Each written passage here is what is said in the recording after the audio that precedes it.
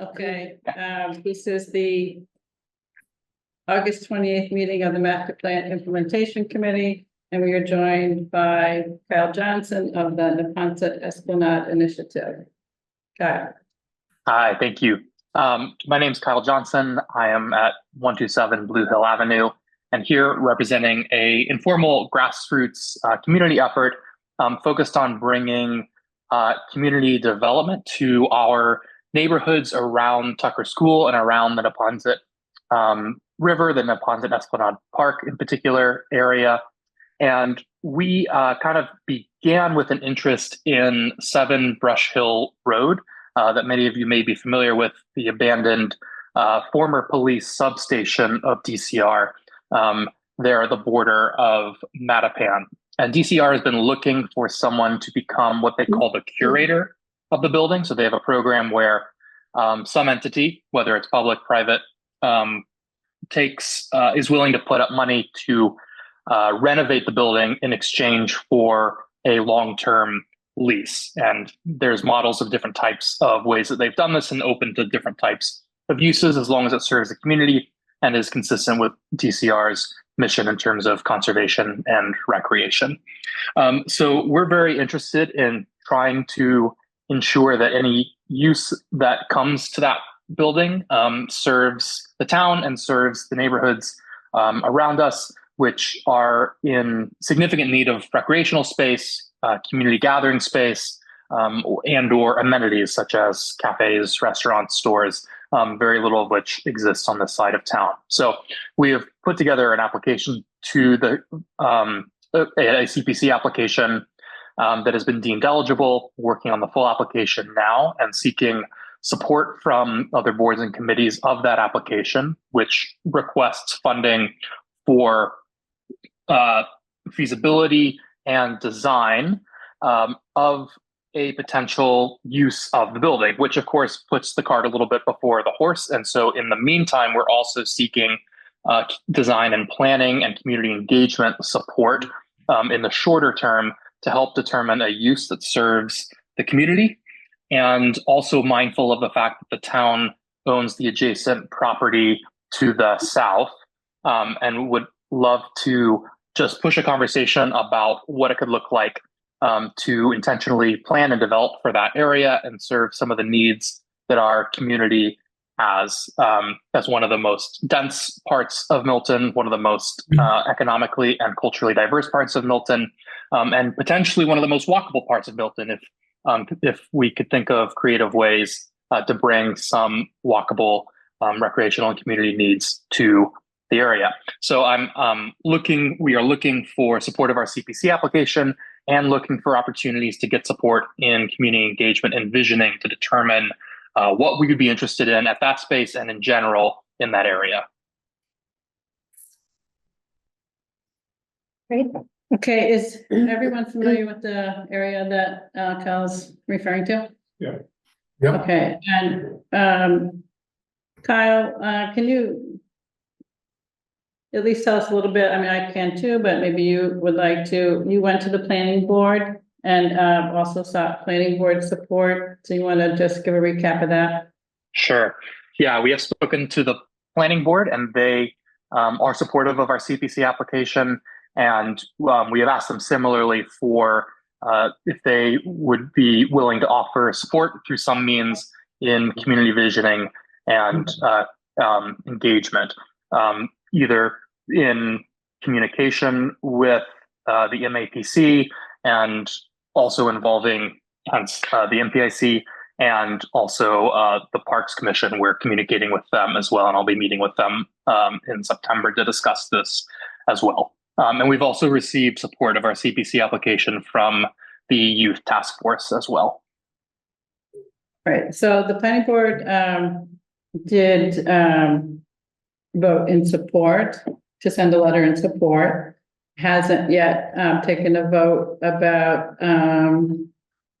leading any initiative, any visioning initiative, but was generally supportive of contacting MAPC and seeing if there was, if MAPC had any grant funding available and if there was a match needed there was no decision made about who might lead, who might lead that, and who might participate in terms of planning board or MPIC.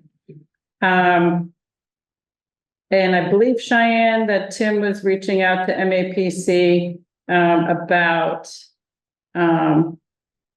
what they saw as a way for them to assist in the visioning. So I don't think when we had parks in before, you may recall that they haven't been involved in strategic planning and sort of thinking through what they might be interested in the future. But I'd be interested too to see what they think, about how they might participate in this, especially with the town parcel that's in their jurisdiction next door.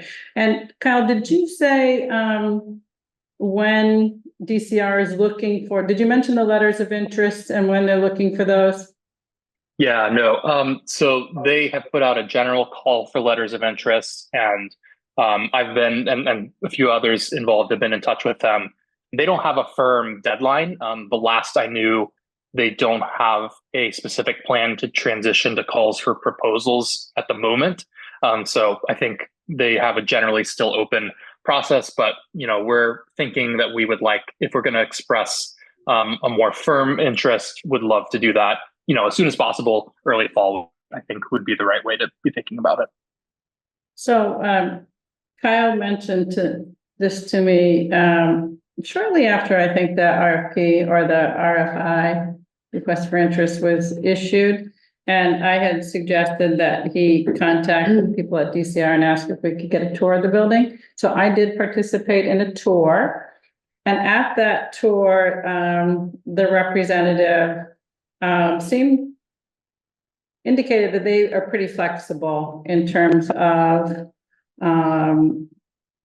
not just the schedule, but the kinds of structure of an entity that could express interest. It could be a town, it could be a nonprofit, it could be a business, so he suggested that we take a look at a DCR property called the Speedway in Brighton.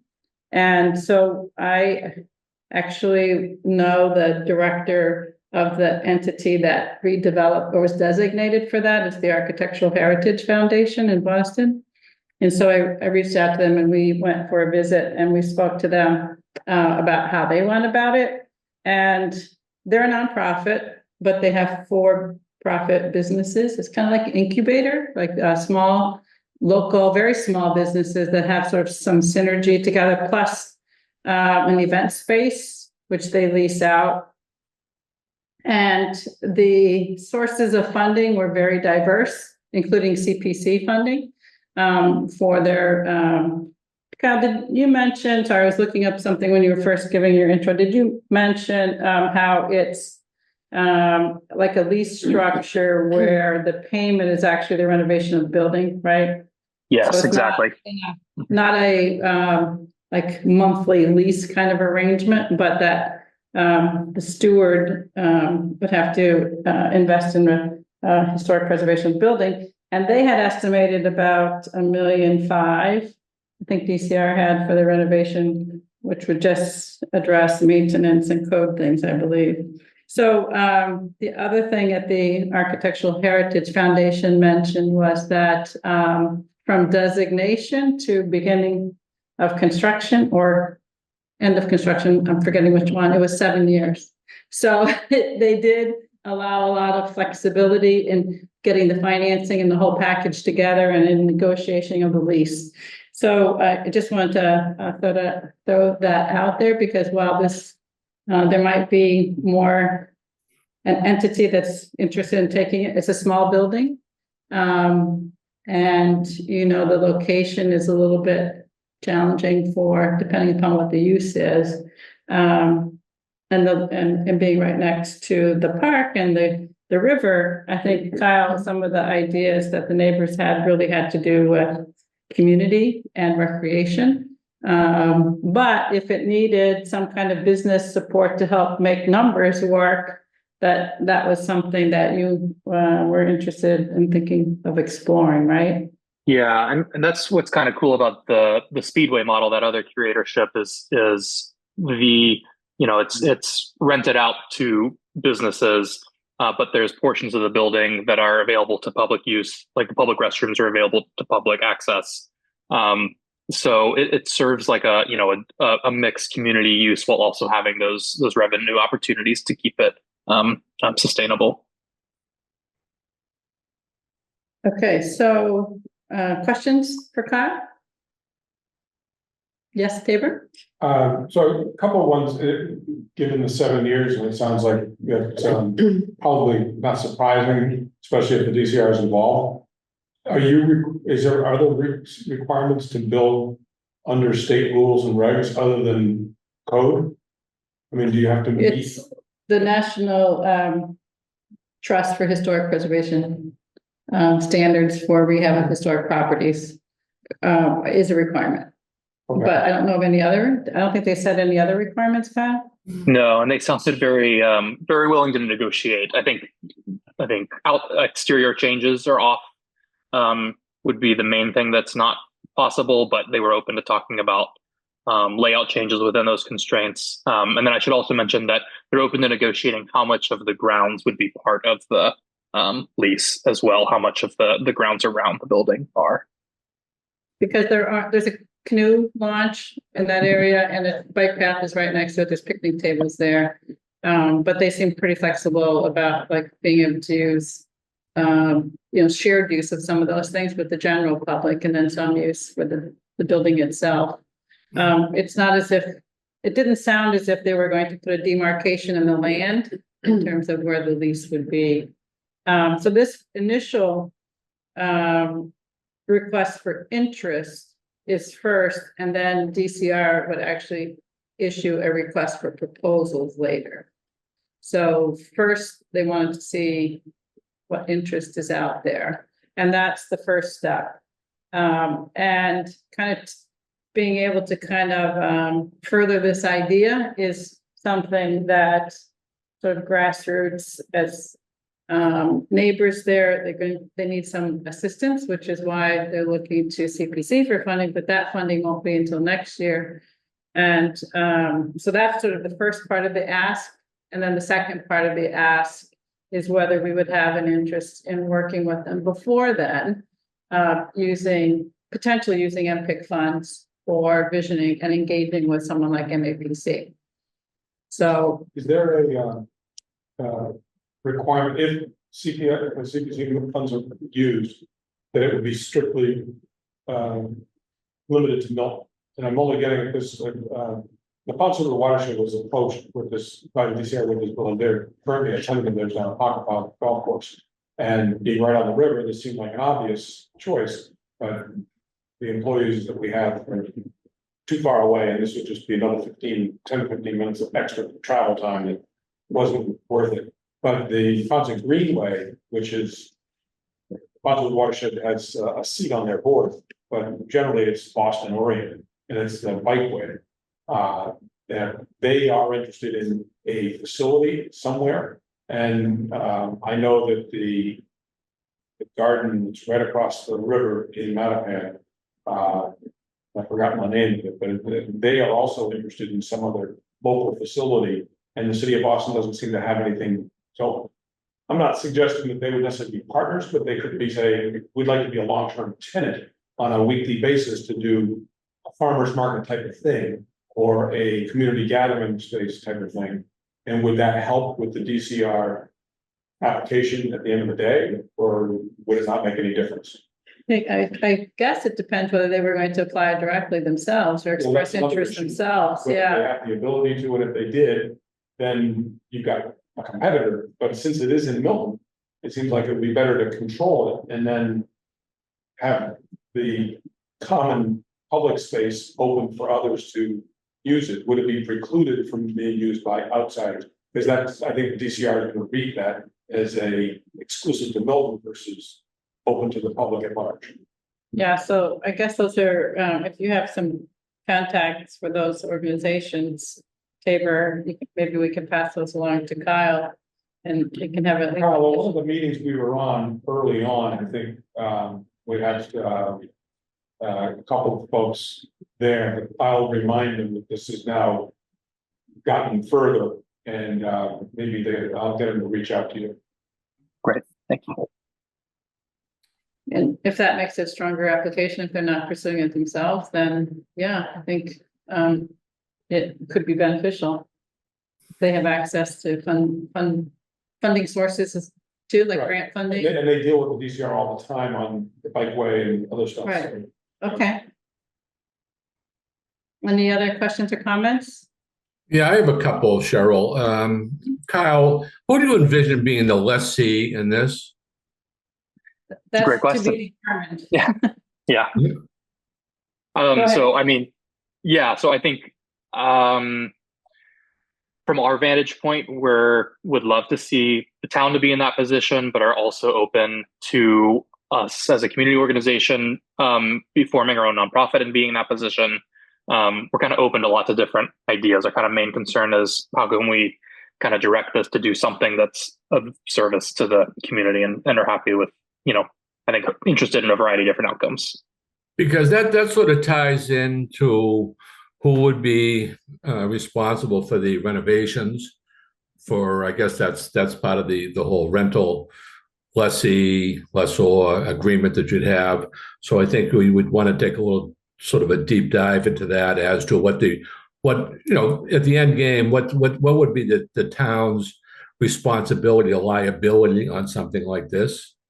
Because I think that's something which certainly has a long-term impact on what we're talking about. A couple other just quick questions. You said you had support from the youth task force. Have you already decided there's going to be a youth component in this facility for them to support you? Not necessarily. I think they're supportive that, we hope that this generally serves families in the community. And so that includes youth. But there was not necessarily theirs was not support was not contingent on it having like a explicit youth focus. So they supported you in sort of a macro sense. This is good for the town and good for you. And I won't ask you to define community for me, but I got a pretty good sense of what it is. But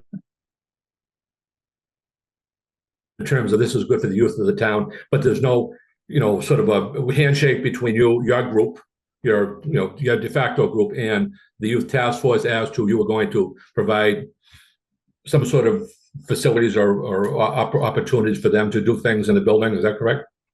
Yeah, no, nothing like that. No. Okay. In terms of parking, I'm a little familiar with that piece of property. If we're going to try to generate some interaction and activity there, what do you have for parking? I saw when I looked at the handout that was someone sent to me, there seems to be 3 parking spots, in the existing building as it is right now. Is there parking around there? I'm not totally familiar. Could someone help me with that? Well, there is. Let me see if I have the map handy, but there is parking behind the building. I want to say about 8 to 10 spaces actually, and then there is open parking there on Brush Hill on the other side of the road, like headed towards Boston. So we'd be talking about if people wanted to use it at night, for example, for whatever you decide your group wants to do with it, there would be parking pretty much on the street at night. Not the street overnight, but during the street at night. Is that the way it would work? I'm just thinking about how people could access this facility from a general standpoint. Sure. Yeah. So yeah, parking on the, I guess we'd call it outbound side of Brush Hill Road, and lots of the neighborhood. Like I live around the corner on the corner of Oak and Blue Hill Ave, and there's lots of open street parking there. And then there are, I think, about 8 spots in the back of the building as well. Because I think we have to be a little concerned about the public access to and from this building. Sure. Yeah, and it's a busy intersection. It really is, and I think we all would agree to that. That it has to be something, certainly at night. I mean, during the day, you probably can make a go of it, but at night, when it gets dark, it could be a little dicey. And that's pretty much it. And here's just a general question for Cheryl. Cheryl, if we were to, and I have no issue with this, support this proposal, what I understand in a brief email conversation with Cheyenne, there's no deadline for proposals. So if we were to say that we were going to support Kyle's Cal's group proposal right now. And let's say, and Kyle, this probably will never happen. 2 weeks from now, after we say we vote and we say we'll support this, someone else comes in and say, gee, I think this is a better idea. What happens then? Do we have two competing proposals that we support? So Dick, the CPC had an initial deadline for applications that's passed. Then most applicants, but not all, were asked to submit for the second round, which is a more detailed round. Right. So that's where we are with this one. So there won't be a competing one for as far as the CPC is concerned. And so there's the supporting, the first sort of ask is support of their application for the CPC. And then the second is support for some planning initiative before that. So if they went to DCR this fall, which initially, so the deadline for CPC is September, end of September. And then my understanding is that DCR was looking for letters of interest this fall, but they didn't have a hard, fast deadline. So I haven't heard of anyone else express interest, even though this is, I think it was first covered and I first learned about it in the Milton Times when the RFI went out. Does that answer your question, Dick? Not really. What I'm trying to get at is if in fact we supported Kyle's proposal, and then 2 weeks from now someone came to us and asked us for their also for their support, not for the CPC, but for the DCR, but for the DCR portion of this, will we get ourselves in a situation supporting two proposals, or do we want to set an arbitrary deadline for ourselves to say, listen, if people want our support, we need to see if you have any interest before such and such a day? Why couldn't we support more than one if they're both good options? If we felt like they were both good uses of the building, I feel like it's appropriate to support. Multiple proposals. Yeah. Well, and I think, and I'll just say, like, our request is to help determine a use. So we don't have a specific use in mind. So I think that in a sense is to go out and see what ideas are out there in the community and what would be viable. Right.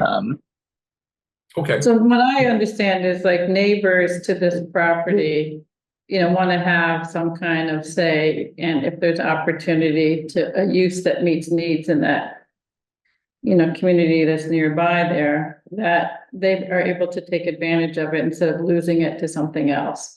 And so, I think that's why the interest, that Kyle's met with neighbors, and there's a committee that they have membership and been doing some outreach. I think as of last weekend, you did some outreach too.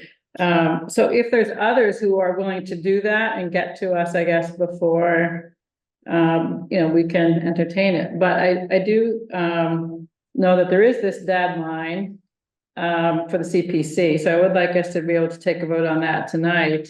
And then as far as whether another proposal comes in, we would just entertain it. That's what I think, Dick, as Elaine said. Was that, Elaine, is that what you're saying? So we could support multiple proposals coming to us and say that's all, that's fine with the as far as we're proposing, we're supporting those proposals with the DCR. In my mind, yeah. I mean, I think if that's the case, I'm fine with that. I just want to make sure we're all understanding. Okay. Sorry, you froze for a second. You're still frozen, but Regina, I'm sorry, Dick's frozen, so I'm going to give Regina a chance to speak, and then Dick, when you're unfrozen, we can come back to you.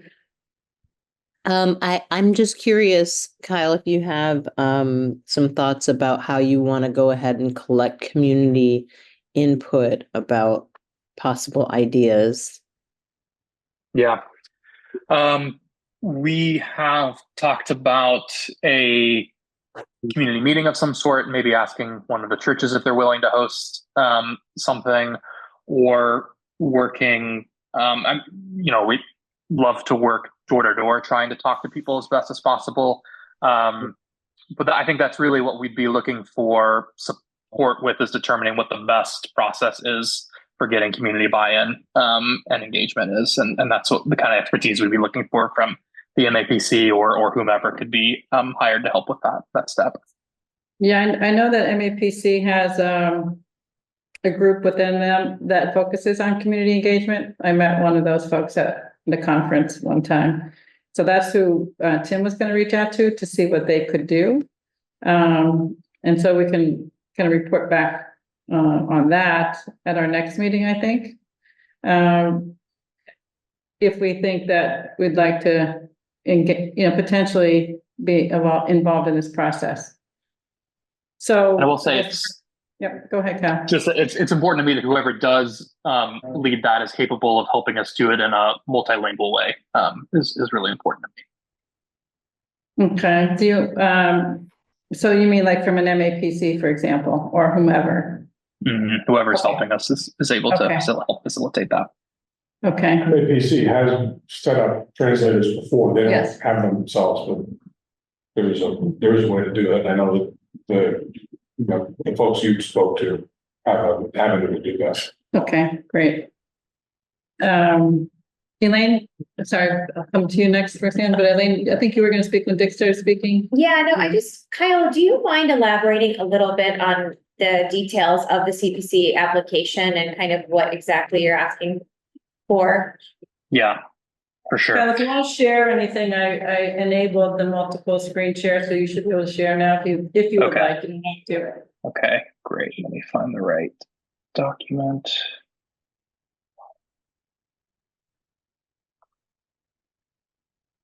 So our specific ask was 30,000 for a feasibility study and planning contingent on determining a use by that point, that would be used or needed. So it would really sort of be the first steps in a renovation project, not just to meet the specific renovations that DCR has outlined. So they have listed kind of what they see as the main kind of renovations needed for it to be viable, but then, with a use determine what other needs there would be to make that use feasible. If there's layout changes or, if it's a restaurant, or a cafe, what kitchen, things like that. So it's sort of contingent on determining what a use would be. The number that DCR has given is 1.2 for kind of basically to make the building usable, but that's without any other upgrades or layout changes or anything like that. Thank you. And I'll just mention that part of that building is a garage. So if it's meant to be occupied space, that might need some more improvement than other parts of it. Pitch floor, like a floor ran. That I don't remember. There's some photographs of it, and I think if you scroll down in your application, you have the actual, there's the, let's go back a little bit. There you go. Okay. So that's one of the garage spaces there on the upper right. Yeah, there's two of them, 2 bays. Two bays like that on either side, as you can see. And then that central stair in the middle. And office and meeting space. There's the floor plan. Do you know if the exterior is required to stay as is, do you know whether that means that garage door has to stay as a garage door, or whether it could be changed to something like, if you say you had a cafe, like you wanted that garage door, or a door that looks like a garage door, but isn't actually. We asked something like that of, the director of the Architectural Heritage Foundation, and he mentioned that was a back and forth with the Mass Historic Commission and the National Park Service, who, makes the determination of whether you're compliant with those guidelines on the historic preservation. And from my own experience, they've required a garage door, but it could be a glazed garage door. So it wouldn't have to be a solid door, so if you want to get natural light in. And it also could be fixed, and it could have to be fixed, so it looks like a garage door, but actually not function like a garage door.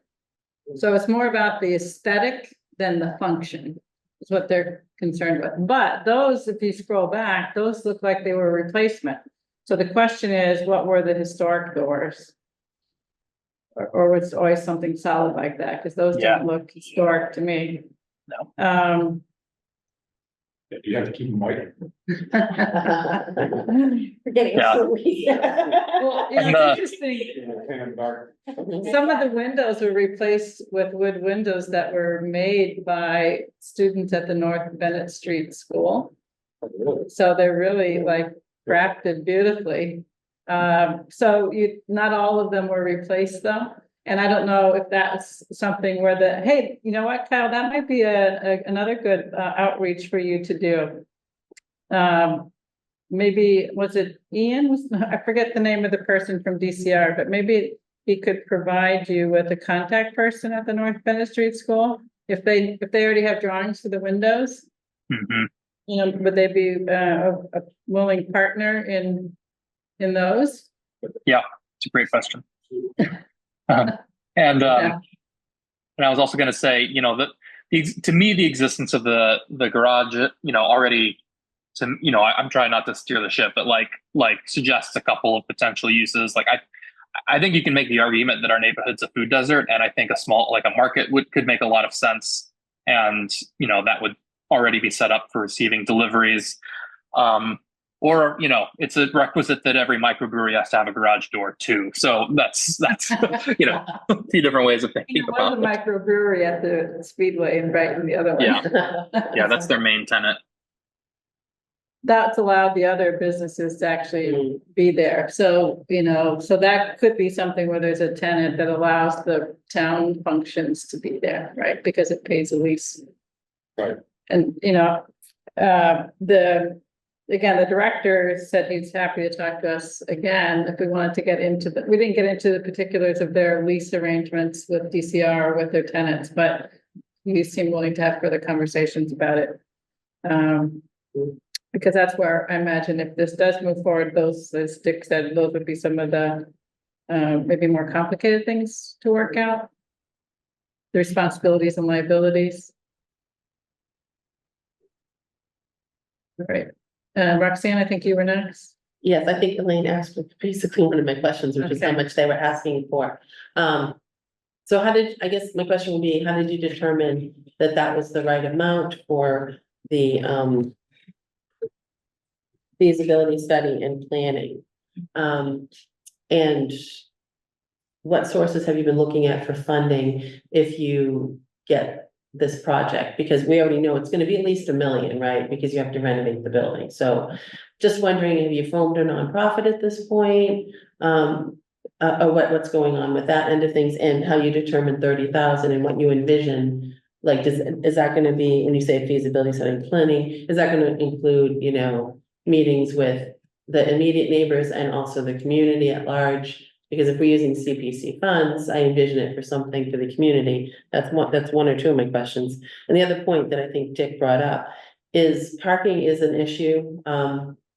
Especially in the evening, it would be an issue. There've been a lot of accidents on that roadway. I'm very familiar with it. There've been some deaths on that roadway, and that's a super busy area. I know that not DCR, I'm sorry, Parks own the adjacent parcel. But I'm just wondering, in terms of, you know, some of the ideas that were brought up that sound great, just you would, even if people are riding bikes, you're still gonna need parking for people to come in and out. So I think those are considerations, and just wondering, you know, what your thoughts are on that too. Yeah.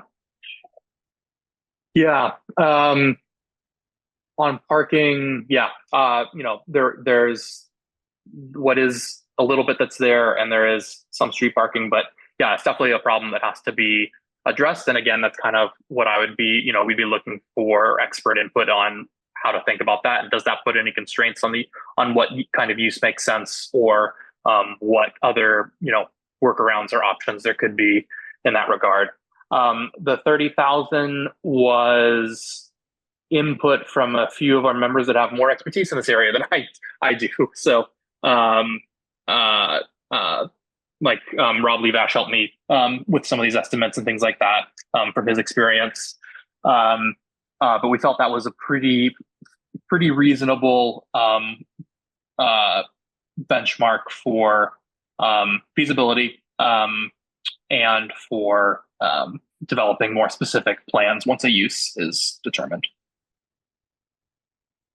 And just the second part of my question, or the first part at the beginning, was sorry. sort of, have you formed a nonprofit officially? And what have you been doing in terms of, trying to potentially fundraise for some of this? Because we know the renovation, at the minimum, it's over $1 million, right? So, of the building. So, you may have somebody that can come in and do some of the, demo or whatever, but there's some constraints. It's historical, and you have to look at what you can put in that building. So I'm trying to get a sense of that as well.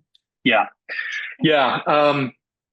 We're basically we're in the market of looking for as many options as we can find. So we started with CPC and then looking for the funding for planning and community engagement. We've had a couple we've just had some kind of more informal networking with organizations that work on different types of projects like this. One called, we just spoke to the other day, Co-Everything. They helped kind of plan and design the Dorchester Co-op. And they help kind of projects like this find grants. So we're seeing if they have any recommendations or opportunities. But we're, and then exploring also what it would look like to start a nonprofit. So we're kind of looking at all of these options together at once. But our goal is to find as many, basically, to put together as many funding sources as possible. And kind of our pitch, if the town were to have a direct stake, is that we want it to be in a way that would be budget neutral for the town, or at least has an investment perspective for the town, so that it's not because obviously right now taking on more costs is not palatable. Thank you. Okay, and Regina? Yeah, I was just wondering if there had been any thought around the parcel of land that Milton owns next to this property, and how the town may be able to leverage that for parking or some other uses. Yeah, that's a great question. And part of, that's why I think we want the kind of visioning and planning to have both in mind and to see how they could relate to each other. My understanding is that it is designated as parkland, so that would put certain constraints, but I'm not sure anyone knows for sure exactly how set in stone that is, from what I've heard so far. Cheryl has this hand up. Well, I'm not sure why. Maybe leaving. maybe it's not, maybe it's my cursor. Oh, it's your. I was like, that was an interesting. I'm trying to go back and forth with sorry, Will. Sorry, Will. All right. In your face. I mean, Second like that. all right, so as far as CPC support, are there other questions? Because I'd like to take a vote on that piece tonight. Okay, no further questions. All right, so is there anyone who wants to make a motion, or you want to have further discussion about it? I'm going to be vote to support this endeavor, which is vague at the moment, but general support for the general idea. To further explore To it. further explore. And, I think it's going to flesh out. It's either going to be popular or not. It's just going to have to support townwide or not. But we won't know unless we try. I think this is a perfect example of what we're here for. Okay, is there a second? Second. All right, we'll do a roll. Oh, any further discussion? No, then we'll do a roll call vote. Elaine? Yes. Tabor? Yes. Roxanne? Yes. Dick? Okay, coming back to Dick. Regina? Yes. Dick, do we have you? Yes, this is for the CPC only, right? Yes. Yes. And yes, for the chair. All right, and then on the involvement in our involvement in this visioning and support to pursue MAPC or others as a consultant. Do we want further discussion tonight, or would we like to have that at our September meeting? I'm sorry, Cheryl, can you clarify, is that a requesting support of a letter of support for MAPC, or is there something Well, else on it the would be table? like Sorry. our involvement, like we've worked with MAPC twice. Once related to the town center here and once under a couple of extensions of their contract in Milton Village. The planning board is working with MAPC in East Milton Square. They are our regional planning agency, so Milton pays in to and Tabor's our representative on MAPC. So we usually can get grant funding to help support. So if we have to spend money on something, it's a match usually. We provided the match for East Milton Square work that the planning board's doing, if you recall.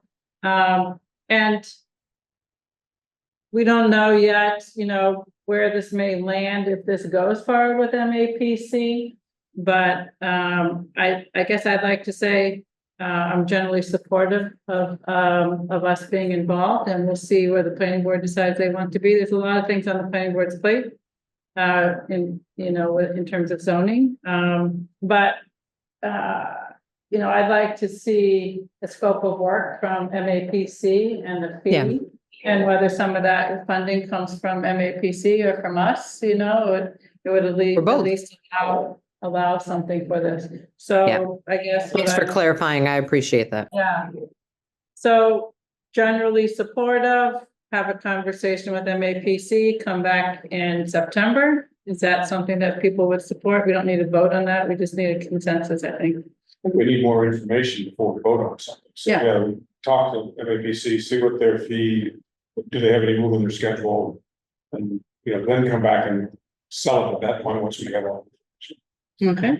And this is a request from Kyle and his, for support. Yeah, and I'm generally supportive as well. Yeah, and this is a request coming to us. Yeah. Right, so not us initiating a request. Yeah. I just think we don't have enough information to make a decision. Right, and then Regina and Dick? When does the group, Kyle's group, expect to hear something from the CPC? I don't know if they've given us a deadline for responding to applications. I can check. My guess is So the September 27th is the deadline for To submit. submitting, Mhm. but I would anticipate a few months, but that's just. I me. was assuming January. Yeah, there's gonna be an interview probably of each application, and there's a lot of applications, so I'm thinking that's going to, be in the winter, maybe a few months. I think what, Kyle, if you have some further information about some outreach to these other organizations that we just spoke about, if you get some further clarification from DCR on a deadline for an expression, I think that's important. We don't want to lose an opportunity.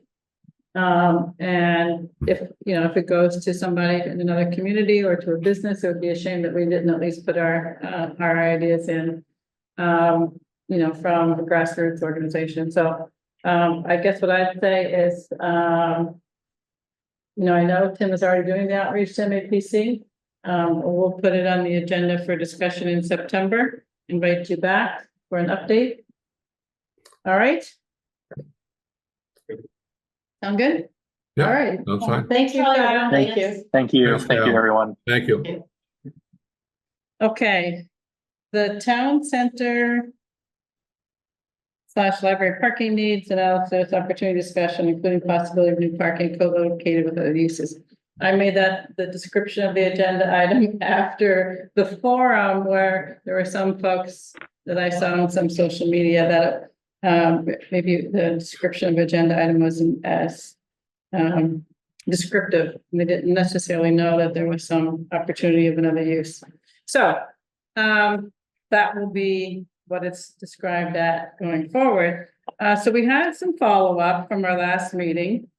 So first, I'll go with the town hall, and you all received a copy of it, where Tim and Cheyenne did the survey.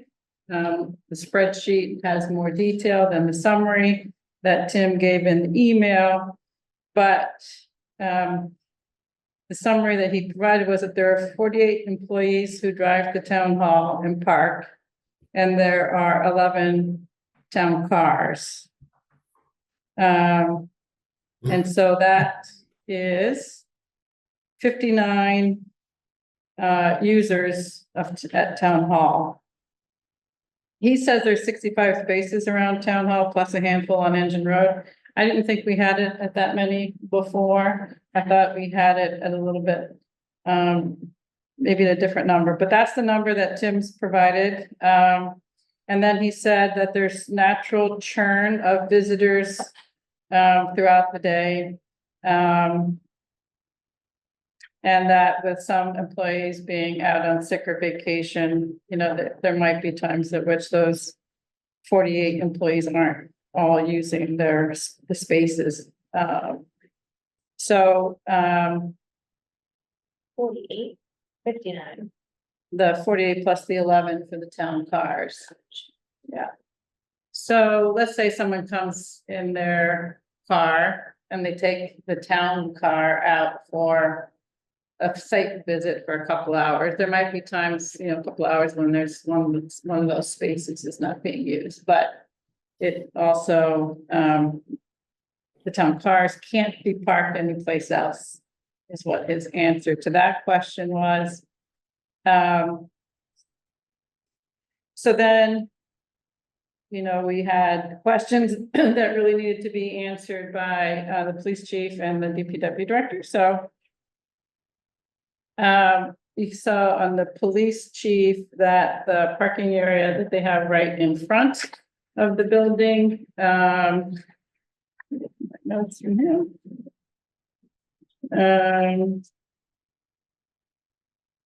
Couldn't be used for another use without impacting the police department. And then he had no concerns about upslope land, which is where we've been focused thus far, or on the grass area in front. And then you saw from Chase Berkeley, the director of DPW, that in his email that he commented that there would be some concern. He would be concerned about parking along Reedsdale in its current configuration, given the down gradient slope, vehicles often moving excess of 40 miles per hour. And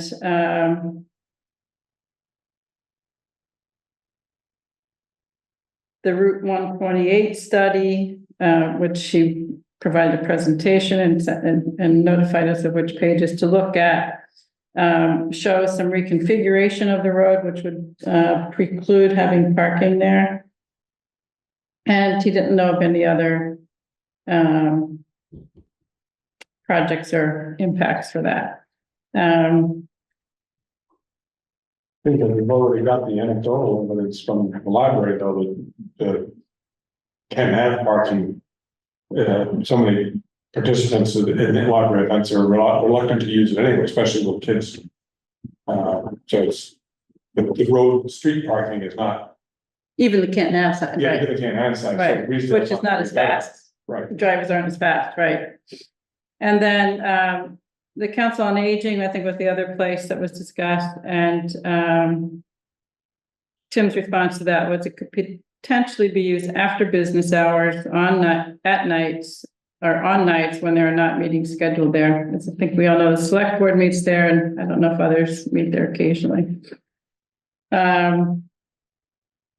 So is there any discussion about I have done some analysis of the layout, although I'm having difficulty getting it loaded on my laptop, but I think I can follow up to show that that area in front of the police station where it's grass, it is hemmed in a little by a 25-foot do not disturb from the wetlands. And so I did a layout which netted about 38 spaces. And I'll see if I can manage to share that before we're done, but any other thoughts about those items that we've been talking about these things for quite a while? Roxanne, you were going to follow up too, but before we get Yeah. to that, is there any other question or comment about these items? Not directly about that, but I'm just wondering, can we just review again how many spaces the library actually has within their parking lot and how many Let me get additional you're looking for again? Let me get the presentation up for that. Probably needed to double whatever, so approximately double. I think you're 50 something, then you're looking for 40 to 60. 55. Let me just do a screen share. Yeah, I have this presentation, so I'm gonna do a screen share of that. Just give me one sec. Just 'cause it's been a while. Yeah, It's been a while since we met. I know, all these numbers, we all, I just think the problem we have here is the proximity to the library. And in my business, nobody wants to walk at all. And there's only so many spaces near the front door. And that whole parking lot at the library is at the front door, but even going to another site across the street or on the street, it just seems like it's so difficult to get. I just don't know, and this is somebody might know the answer to it, but if you were to build it, would they come? Would they just say, that parking lot's too far away, I've already made my circle around the library parking lot, nothing there. And then leave, I don't know, is that something, how do we well, find that? so. Just back to the question, the numbers. Yeah. Tabor up, or Roxanne, up Yeah. on the screen, 58 at the library parking lot, 28 or 24 rather on Canton Ave. I don't know if the crosswalk removed a space or two, it may It have. did. So the 24 might be, is definitely before that, it might Right. be Yeah, less I'll now. told for that. Yeah, but I have used the crosswalk. I do like the crosswalk, yeah. And then we had, I'm sure I have, sorry, I'm trying to navigate here. The town number, the MAPC work that we did, they identified, I think possibly 13 spaces that could be added around town hall. And I think, that's similar to what, you discussed, Roxanne, at our last meeting, but we can. So there are at town hall 86 spaces and unrestricted. So when I say restricted, there's 6 handicap and 13 are restricted to the fire department. So there are 67 unrestricted spaces and a need of 65 plus visitors during the day.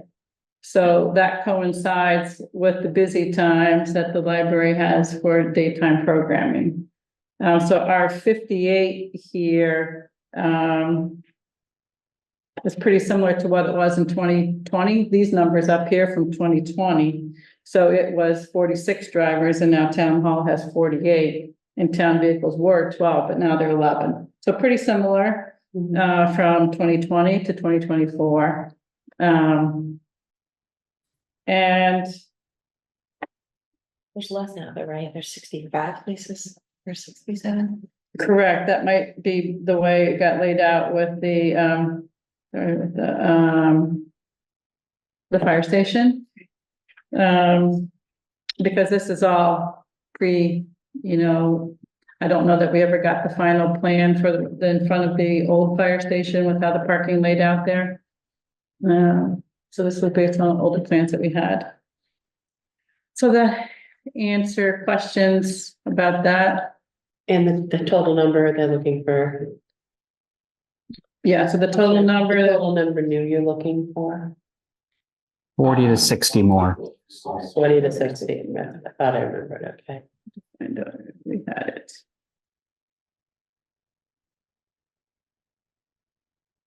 So I think one of the questions about the town center was there any availability for the library to use it? And Right. It seems like right now, the answer is no, Not during the day. nothing. I mean, Tim's comment though was that there are always people leaving. You know, from the official town office. And going out on the job site or wherever they're at, so invariably there are 5 or 7 parking spaces that are almost always available. We just can't account for it because. And there might be visitors who are coming, Right, like, so to the- some- Right, and that's still 10% of what's needed, right? Right, so,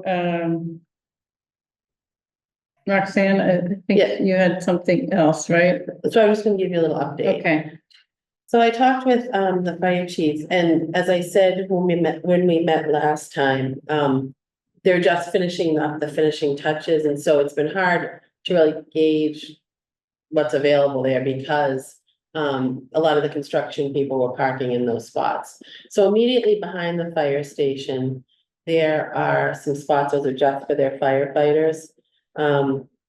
And so I think there's like 12 spots right immediately in the back. Those are for the firemen. Then there's 18 spots near the green shed, 16 along the side of the old firehouse, 3 open spots between the chemical building and the rear driveway of the church.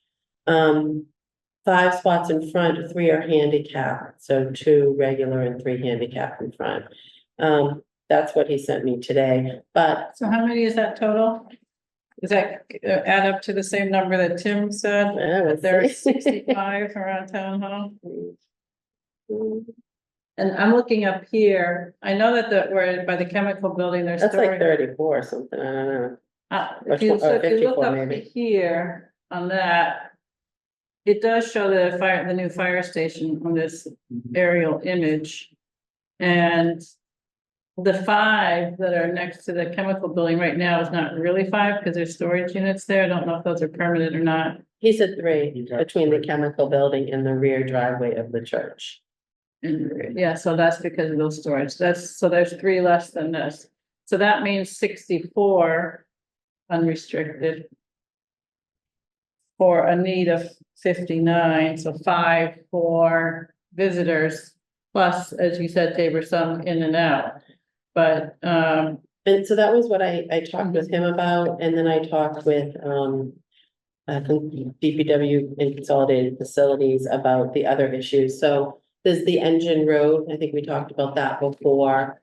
Probably you might be able to get 3, maybe 4 spots there, and 7 to 8 along the driveway and pulling out of town so hall. that's kind of matches up with that, Probably 5 and 8 there, similar. yeah. So you can probably get a total of 12 or so spots right there.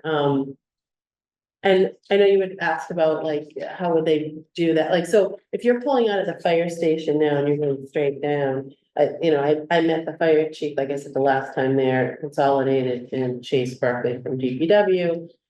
You can get through, they would like a little bit more room because of the mirrors on the side of the fire trucks.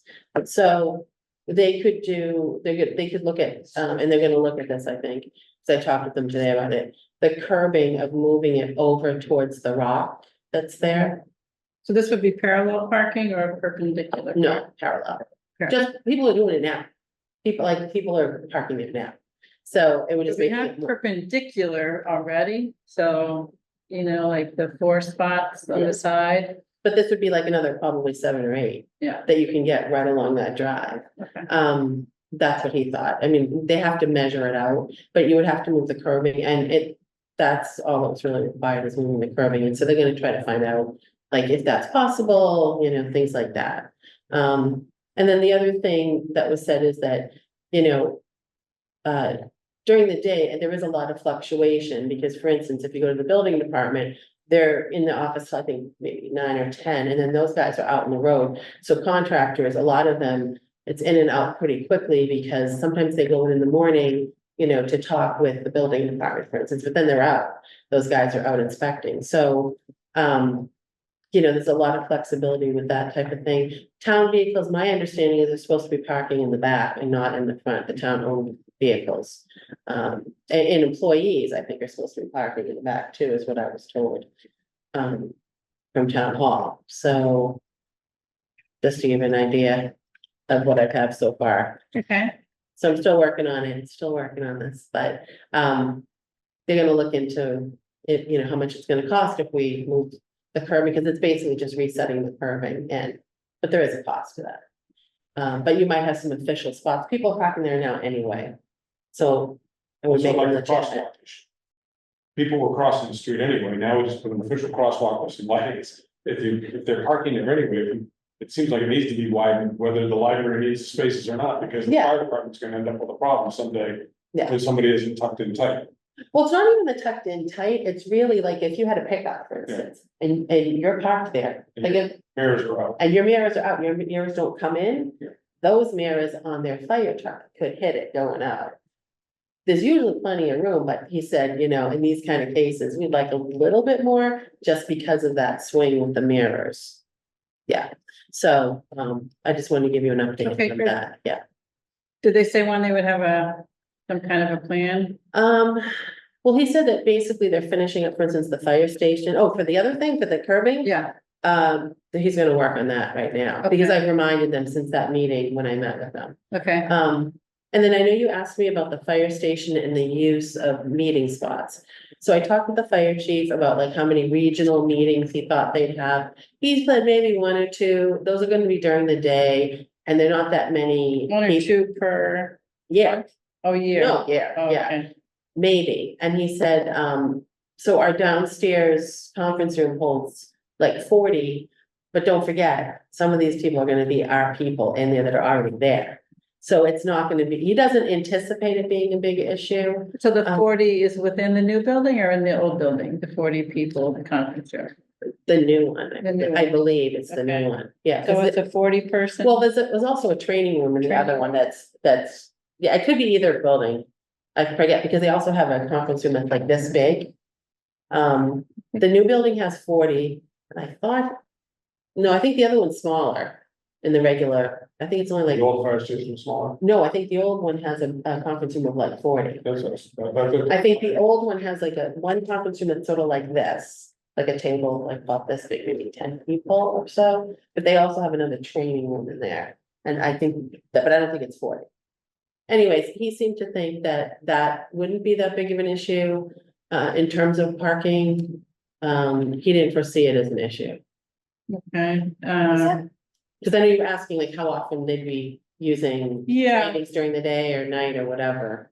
and Cheyenne did, a spreadsheet, which, oh, I see Regina has her hand up. Just one moment, Regina. A spreadsheet of the conference room use. But I also wanted to pop this, spreadsheet up, which is, which I shared with you, which Cheyenne and Tim also prepared, which is from a survey of the town departments. So you can see in columns G and H, and I, it's about the, well, maybe even J on the visitors. How often, how many, and you can see that some it's only occasional and some's throughout the day. And so we can parse through that a little bit more carefully, and see if there's times of the day that have a lot of overlap, like especially with the library need, like I know you said the 11 o'clock, but there's an overlap between two programs, right? And maybe, Will has that answer, because here you can see a lot of this is like from 8, engineering has 8 to 10 and then 12 to 2. And accounting is 10 to 12, 8 to 10, 12 to 2. You know, there's like various, that 8 to 10, 10 to 12. I mean, those seem to be like very popular times if I'm looking at the spreadsheet. So Regina, I'm going to ask for Will to look at that or answer that first, and then I'll come to you, okay? I would say 10 to 12 in the morning is our busiest story hour time as far as children's programming goes when we're looking at that window. Okay. So when we have maximum use of visitors and staff at town hall, it's at the same time that you have our busiest at the library. Okay, thanks, Lil. Regina? Yeah, I just have a quick question. If we're thinking about the spots that are in the driveway at town hall that are not currently marked official spots, then doing something about that, does that add to our parking count in a real way if those spots are already currently being used even though they're not in our count? I guess the question becomes whether that's construction workers, and that's, I think, another good question is what we got from Tim was what we know that staff and visitor needs are, but we don't know, when Josh did the utilization before, there was still Yeah. construction, right? So we did Got talk it. about doing an update to the utilization after the construction work is done, which we said was be about this time, and it looks like it's Yeah. almost done. Yeah. So, maybe, we can ask. Yeah. If that And can so- be done. I know Josh did it before, but I don't know now. So we're talking about adding a potential, just want to review this, 12 spots maybe? 12 to 13, I think it was.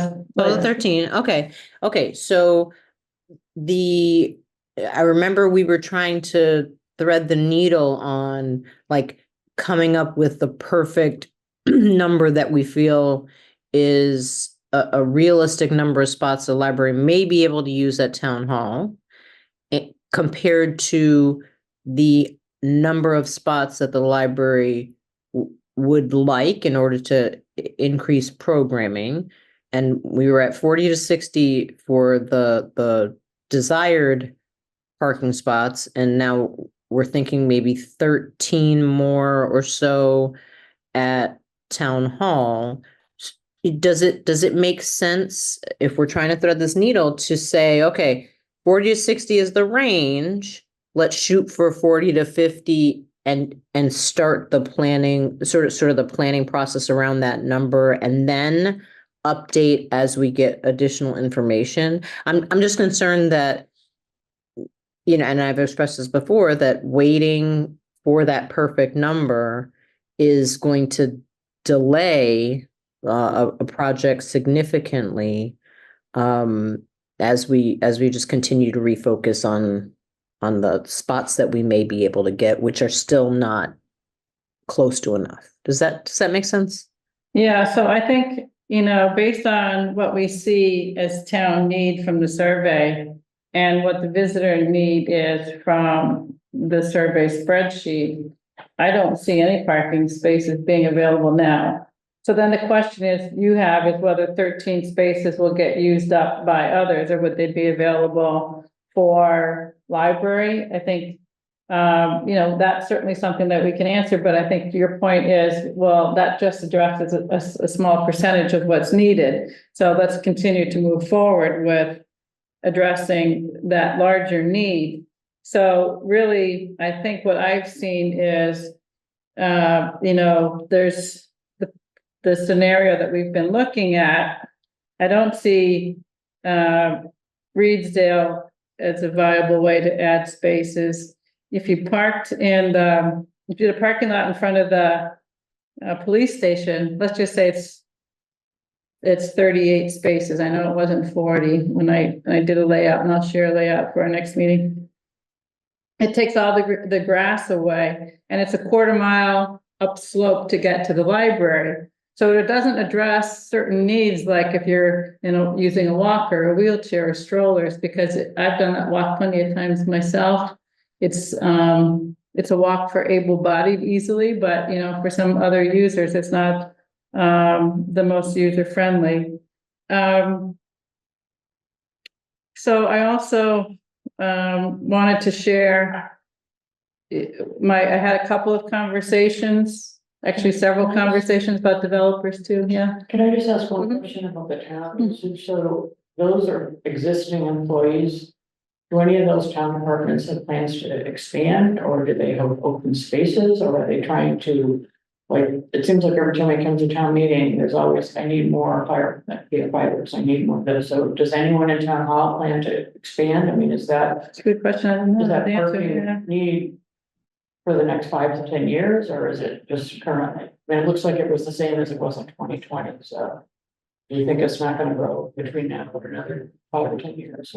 Yeah, I think it's a really fair point, and when we think about some of these like larger developments that are coming in, East Milton, for example, there are more people that are moving into town, though, you know, it looks kind of, in my mind, like the town hall, the way it's set up now, it's like, kind of feels like we have parking on the side, and we like needed more parking, so we plopped some in front, and then we needed more, then we plot, I don't know in the order of what it happened, but I just feel like we cut away here, we cut away there, we add more here, and it's like, I agree, I think it's gonna have more parking needs as time goes on, and instead of saying, let's grab 3 here, let's grab 5 there, you know, like we actually need more parking. Like a designated parking spot, or parking area for the library needs versus trying to take a few here and a few there. I mean, the few that we've even identified would not allow us to expand the programs. So 12 to 13 doesn't allow us to expand the program, which is what we were trying to do, to build out Right. to the library. Roxanne? I have a question, maybe for Adam, for Will. The question I have is, with regards to the programming, have you ever had a consultant or somebody come in and look at the programming and how you're timing the programming and how you're fitting it into schedule, as far as, maybe some suggestions that might be helpful? You know, for instance, I don't know if maybe in between programs, you need to have a little bit more time or spread them out. I don't know enough about that, but I know there are consultants that do this kind of thing for libraries, and I'm just wondering if that was something that you have looked at. So we haven't hired outside consultants for this. We do have use of the Mass Library system, and we've used the Programmers Collaborative, which is a group of library programmers throughout the state. And we've looked at what other libraries do, kind of standardized throughout Massachusetts and further out than that. And we use our programming falls within kind of the standard range for that. We've also done surveys of families and caregivers about the most preferred times for programs for our residents. And that also feeds into the times that we're doing things now. So while we haven't used like an outside consultant, we've worked within kind of the library world to look at what the norms and standards are, and we're within that range right now. And just another follow-up question, in between the programming, you know, when the programming ends, how much time is allotted between that and another program coming in, just out of curiosity? Yeah, no, that's a good question. It's usually 15 to 20 minutes between those morning programs. But people, people have different, what do you call it, like traditions or whatever they do. Some people come in and use the children's room before the program. Some use it after the program. That comes in cycles as people age in and age out. So even though the program might end, the people's use of the library and the building don't necessarily end at that time. Thank you. Yep. And Chris and Will, I know we had said after the forum in June, whether anybody had any other comments, they could contact the library or planning department. I haven't heard anything from the planning department about any other comments. Have you heard any other comments from folks? I mean, the only other one is the one that's in the question. That Okay. we got from Okay, One resident did. right, so that was where this notion of in front of the police station and the lawn came from, was from that one resident, A right? municipal, Right. there were different. Right. municipal. All right, so you know, it's a little hard to see here, and this is what I was hoping to have in a little better format to show you, but you see right here, this is the parking in front of the police station right here. And this is the police station. So if you all follow where this is, and then the library's over here. And that house is in this area. So, this line here is the sidewalk or the walkway in front to get to the police station right here. And then this is the public parking they have. So this parking is filled out to where, this is the tree line, and this line right here is the 25 do not disturb, 25-foot do not disturb from this wetland right here. So, this, as I said, is about 38 spaces. And so just by comparison to footprint, this is something I've been looking at to see if we can have more parking and more potentially, if we did housing, enough units, and I'll get to the enough units to meet what could work here. So that I'll show you in September, at our September meeting, this piece, just so that we can see what that might look like. But this, to answer that, parking in front of the police station right here. Can everybody see that? I don't see opportunity for additional parking in there other than what I've shown. Site work certainly would be a lot less there. Excuse me? Site work would be a lot less there than it would be. Right. The challenge here is for the user, you know, getting people up to the library. And, you know, it's now makes the front lawn of the police station paving. So I mentioned at the last meeting, I would have a couple of conversations with developers who do both market rate and affordable housing and some combination. And whether, if you did a combination, whether you could, or one of those or another, whether you could get the parking spaces paid for. And basically, the answer is fully paid for means you probably would have a lot more development than what we've been talking about. But if we did some public payment and some private, some mix of those two, then you're likely to get it paid for, at least half of it paid for. But the threshold for housing is probably 30 units rather than 20. So definitely one parking space per unit. And, you know, the sizes would need to be a range of 1s, 2s, and 3s, because there would be some cobbling of different sources of funding to put it together. One of the people that I spoke to was willing to come talk to us about kind of the way he's viewing it, but he wasn't available tonight. So we can see if he wants to come to the September meeting if you're interested. In the meantime, I was going to look at what we had before. If we did 50 parking spaces and 20 were for housing, I only left 30 for the library. So I was going to see if we could get more for the library, to get that up to 40. And then if you did 30 units, what that looks like with 30 parking spaces and how big a footprint is that? Just so we can see what that looks like compared to what we've been looking at. I'm working on it and I'm not ready yet to show you. And this kind of graphic is hard to read. So, the other thing I'll note that I heard from them was that the housing bond bill is, it's not 100% sure how it's going to flow yet, but there is money that's going to flow for affordable housing to communities. And so whether there would be some opportunity to use that, to use low-income housing tax credits, to use CPC funding. And if we were eligible, which we're not now, but maybe we will be in 6 months or so, for Mass Works grants, then the parking would be considered infrastructure, and we could apply for a grant to get the parking paid, at least part of the parking paid for that way. So, so that's my report on that. Thank you for doing all that. It's a lot of work. Well, you're welcome. I want to see this through the finish line, not something pending for years.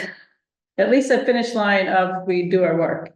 And then we see if it's possible.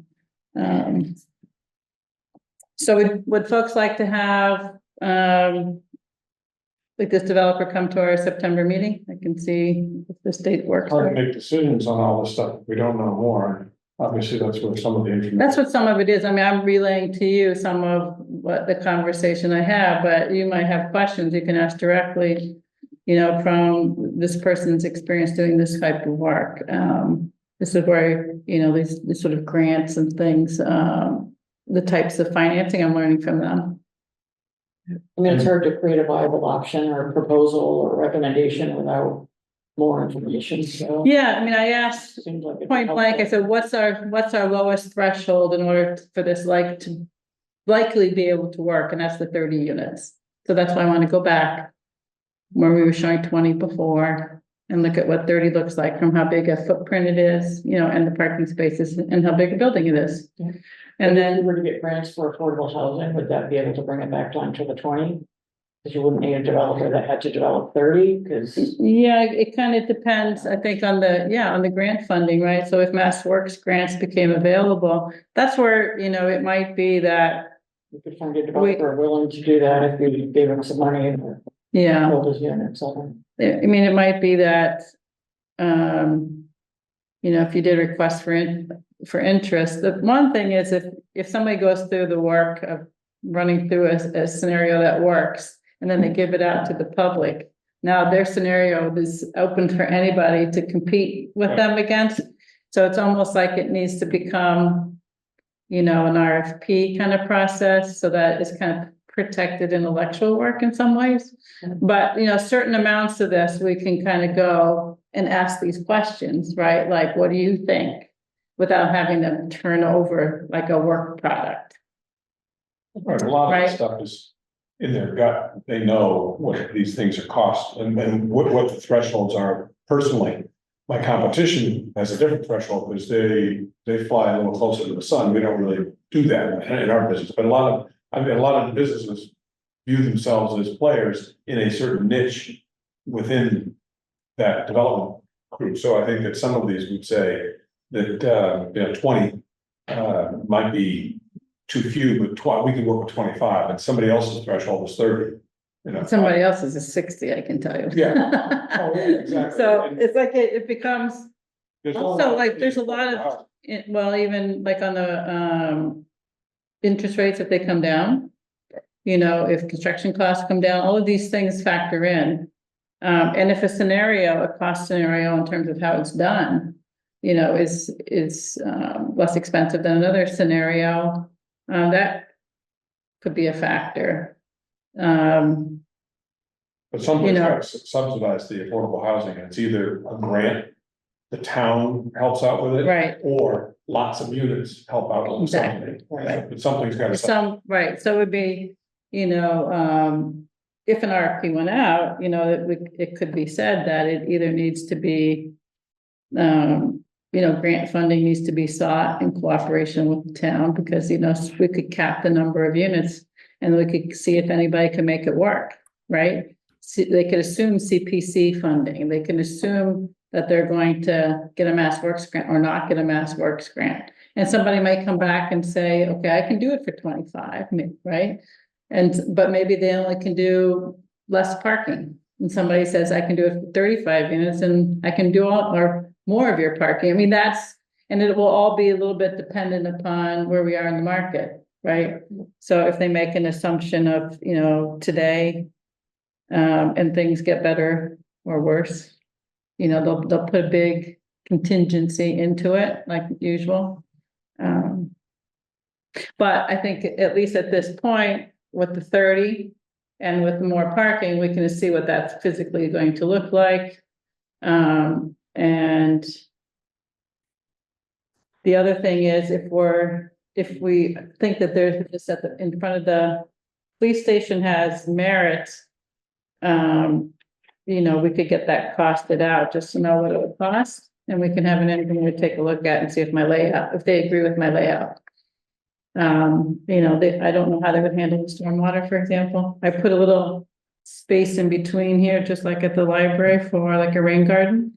Thinking that would be part of the stormwater management. But, you know, this is a very low area already that flooded a lot, and it's wetlands across the highland. And so adding this much impervious, you know, I'd want to, you know, get an engineer's opinion about. So, Which traffic impact for the neighborhood For that. already complaining about the memory care unit traffic. yeah, you know, it's interesting because if this is, the times that we're talking about, it's not what's considered the peak times, because the peak would be earlier and later. So at least it would be off of those peak times, I think. But that intersection was something that was looked at for the memory care facility. And it's not an easy intersection. All the traffic from that is being sent to that intersection, basically. And so, And if people couldn't find parking in the library and then had to come down the street and turn the corner at a light and then go into a parking lot. and then come back up the hill and look on, and then come back and look for curbside on Canton Ave. That light needs some major upgrades. The light's challenging because of that stagger, in part because of the no left turn It coming doesn't down allow- Canton. there's no Or left not turn left turn, lane. yeah. Yeah, and it's, you know, if the 40B on Canton Ave is built, that's that traffic as well. Well, you're also gonna have more traffic though, too. I mean, just with, you know, ambulances and things coming in now with Kearney closed. I mean, yeah, they should go Reedsdale, but you know, they're gonna go everywhere. You know, so I think you're gonna have a lot of impact with that too. I got a question for Adam and for Chris. What I have in my notes is that Adam. Bill, I'm sorry, jeez. Well. Well, I apologize. What I understand is you've been looking for funding for this project, this expansion of parking for 2016. Does that sound about right? Yeah, we've been talking about parking since at least 2016, if not before, but that's when we formally started working on it. Okay, what has been the resistance up until this point? Well, I guess I shouldn't say, we haven't been looking necessarily for the funding for it. We've just been looking to see where in town and what we think it would cost. And so far, some of the resistance has just been, we've looked at Reedsdale and we were told that's no good. We worked with the Yellow House next door for a while when it was between ownership, and there's a potential to buy a piece of that land that fell through. So there were a couple of things that we looked at as potential projects, and we've had to restart over again a couple of times over that period of time. Okay, so the way I'm looking at this thing, I see two pieces here. I see immediate demand or issues in terms of what you currently need between what I have down here is 20 to 40, but I was writing it very quickly. And then there's an expansion of your programs. If we did 20 to 40 parking spots right now, do we have any idea what that would cost the town? Do we have any, is anybody? Price that? What's that? Where would the parking be? I don't know. I said, if we were to find someplace to put it and we were to build 20 to 40 parking spaces, what would that cost? Let's say land, the cost of land is not an issue, just to build the parking. Well, it depends. If you build it on a slope, then you're gonna be more expensive than building it on a flat. If you're building in an area that has to be raised up because it's wet, it's gonna be more expensive than if you don't. So it really is site specific. Well, give me a ballpark. Let's say, you know, on a hill, worst case, best case, you know, flat ground, what would it cost? On a hill, what would it cost? And if you had to do it, you know, union prevailing wage versus Whatever. open shop, it's like 30% difference. But we have the price for doing just the parking, you know, for the 60 spaces. It came in about $5 million on the 2 levels of structure. So that's 60 spaces. So if we cut that back at $5 million, if we did 30 spaces, it would be $2.5 million. Well, if we did the same approach, you know, but it depends if you stretched it out and didn't do 2 levels, you know, you wouldn't be as expensive per space. So, you know, that's the other thing is it's compact in order to have less trees removed. But I mean, we can do a scenario in which you stretch it out, it's just a parking lot, and it still requires fill and retaining walls because of the slope, but it's probably not $84,000 a space. But then what it costs to do it down on, a flat, like in front of the police station, that's something we would have to, ask a cost estimator to provide. So if we brought in a developer, I think what I heard you say, Cheryl, is they would sort of, we think that developer probably could take 50% of the cost of the parking. They would pick up.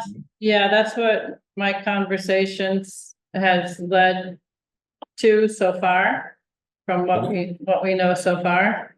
So it would be $1 million to $1.5 million to $2.5 million. Is that about right? 2.5. Well, we're working off the numbers we had, so it would be 2.5 million. And for that, we'd allow a developer to build, what, 30 units? Is that what it is? Well, they were working, 20 in the prior one, so this still has to be flushed out. So, it would be half of the cost of the parking could probably be absorbed by a mixed income or fully affordable, but not by market rate. So that's kind of where I've landed. We need to do more to answer that more. Yeah, and I think that's where the rubber's going to hit the road on sort of this discussion. I think that for me personally, I think that I certainly understand expanding and meeting the current needs of the library in terms of working out something to deal with 20 to 40 spaces.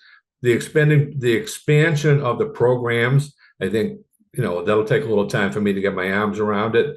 One of the issues I'm having is, as we keep on adding traffic or people on some of our major thoroughfares like Canton Avenue, I think that's going to cause some issues. And I think we've heard it certainly in some of the projects down on Highland Street, certainly further up in Canton Avenue, and some of these issues that are coming up. There's only so much traffic these streets can handle, and I'm very sensitive to that, and I think we all should be, in terms of how all this stuff works, especially as we're adding traffic, as we're asking people to come from the high school or Pierce to cut across the street to use the library. So you don't have to talk to me about traffic on Canton Ave, Dick. I live it every day. I know you do. So does my son. So I hear it from him every day also. So I'm just talking about in terms of adding additional traffic there. I'm just saying we got to be a little sensitive to that, regardless. So one thing, Dick, that came up in the memory care facility discussion and the traffic analysis that was done there are intersections that should be looked at. The intersection here on Canton Ave, Reedsdale and Center Street. There are things that can be done there. There are things that can be done at Highland, Thatcher, Canton Ave. And but it was not put on that project to do it. So, whether there's an infrastructure like a MassWorks grant that would help with that is something to evaluate. But Right. We're out of compliance with the MBTA communities. We can't apply for MassWorks grants. So that's my. Well, we'll find out where we are on that, and hopefully in 4 or 5 months. So then with that hopefully we'll put that to bed one way or another. But the idea is that we are going to need some help. Anything that goes into that intersection of that 5-way intersection, certainly as we get down to Reedsdale Road from Canton Avenue, we got to be pretty sensitive, because we have, we got a daycare across the street, we have the town hall, we get the police station, we have the fire station. We got a lot of action going on within 500 yards. So I think we just have to be a little careful. I'm certainly willing to listen to a developer to come in with this plan. I think that's always interesting. But I think I want to deal first and foremost with the current need of the 20 to 40 spaces for the library. No, the developer wouldn't come into us with a plan. It would be come into us with providing us with information and feedback about what could work. Okay. So it's not at this point coming up with a plan. The plan, I think, would come out of an RFP process. I think what happens. I'm sorry. Elaine or Dick, were you done with that? No, I was all done. I would just say if it would have to be an RFP process, we could, Yeah, I don't think we're in position to certainly picking one. right, okay, so Elaine?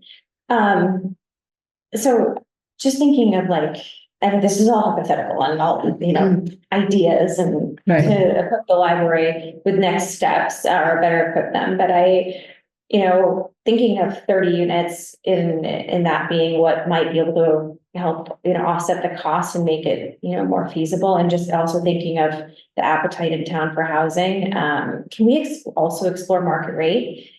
And certainly personally, I'm a huge, supporter of affordable housing. I'm just thinking that the appetite may only be for 10, 15 units. And if we look at that, as an option just to compare, I think it could be beneficial to explore both. So what kind of the feedback you get is, if let's say it's 10, and let's say your land cost therefore is $5 million for 10 units. That means you're paying $500,000 per unit for your land. And that's just too high. Like, so what I was hearing was that, like, first of all, there are not a lot of condos in Milton for comps. And, if you look at the condos that were at 131 Elliott, they've been on the market for a while and they're selling in the 700s, which they're a little, I don't know the exact square footage, but one just was recently in the Milton Times in terms of a sale price. We could probably find out what that square footage is.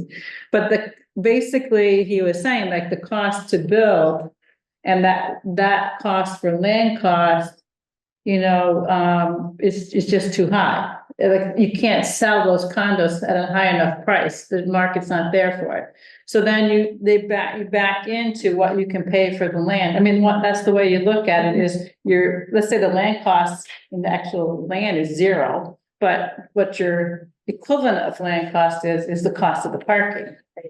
So it's really becomes then, if we could get grant money to help pay for the parking and then you're more likely though to get grant money for affordable housing than you are for market rate housing, since Milton has so much market rate housing. And, so that's why it seemed more viable to go this sort of affordable with grants route because, those reasons. Now, maybe if the cost of the parking, if we're doing more parking, then you're gonna have to do more units, right? Because it's only making our numbers worse, not making them better to add parking and not more units. Yeah, And so that might just be too much, and it might be that you can't do it that way. But at least we will find an answer or get closer to an answer of what could be a scenario if it were something that people supported. And the other way would be to be a surface lot with fill. I mean, so I can lay out a surface lot off of Canton Ave too. And we could see what that is, the cost of that is. But I see those, is basically then what's the best solution? It's going to be a balance of how you pay for it and how much tree loss and what you see and all of that, because one thing about building with parking with a building above it is you see the building and not a surface lot. Anyway, so, and it can be a smaller footprint if you're going vertically than if you spread it all out. That's but if you did one lot of 60 spaces, you can see what that looks like. That's the current size of the parking lot at the library. So that's, an amount that you could. It's just that's in more of a rectangle shape. If you kept it so that you don't have to do so much fill, you can keep it linear. Or you could terrace it, doing a lower one, and upper one. I mean, because of the street slope. You could slope it, yeah. We still need retaining walls, Right. Lots of it. lots of retaining walls, which are where the money comes in, really, are those retaining walls. Parking, I want to request parking lot sizes of the standard for the town. Yeah, everything Because the ones at the library are not, yeah, they're little. everything I've been showing is They're 9 smaller. feet by 20 feet, Well, that's how 24. the library got themselves into this mix, was not having to conform to zoning. Yeah, You obviously have too much business for the amount of parking that was provided to begin with. Well, there's this idea that they're gonna reduce the parking spaces. And that way you get more, but car sizes, people have not bought into smaller car sizes, at least when you have a lot of kids and other stuff to haul around. So I have a Yes, question, a couple of things. Mhm. One is, and this has come up before, when we've talked about this, that if you do a different use along with parking Mhm. for library, wherever you put this, that whether it's a business or affordable housing, you still, or any housing, you still, how do you patrol, like, okay, Elaine goes to the library and, you know, there's somebody visiting somebody at a housing development or something, and they're taking over some of those spaces, so now those spaces aren't available. Like, it's hard, I think, when you have a situation where we're looking for parking for the library, and now we're adding a different use, it's hard to patrol, like, who's gonna patrol?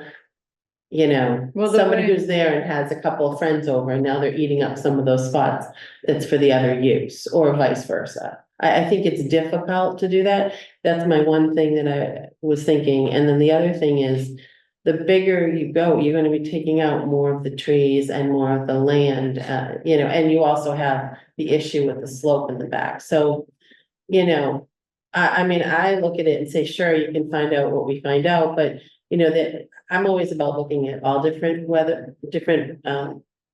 ways to do it, maybe it's not all in one spot, maybe you're able to add, you know, 20 down at the police station and, you know, 10 here, and, you know, there's gotta be other ways to look at it besides this one idea. That's Right. all I'm saying. We've looked at a lot of ideas. If you have more to look at.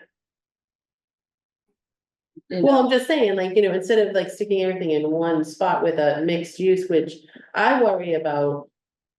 You know, like, you go places and sometimes there are designated spots for certain things. You go there and you're like, I can't even park there because somebody else is using that. Like, if you have two uses, way- you know what I mean? yeah, How do they the way- manage that? The way it's, when you have two levels, one level's for housing, one level's for public, and. But then that gets high, So if the town is using town funds, then it's not library specific funds. I think we've talked about that the primary user is the library, but if a couple got used by somebody else, you know, visiting somebody in the building, I can't see that something that needs to be policed, but you would it's segregated by floor in a scenario where you're using the slope and you're stacking. So you would say, library users, you're on whatever, lower floor, housing users, you're on main floor, and that's it. And it's like card access or something.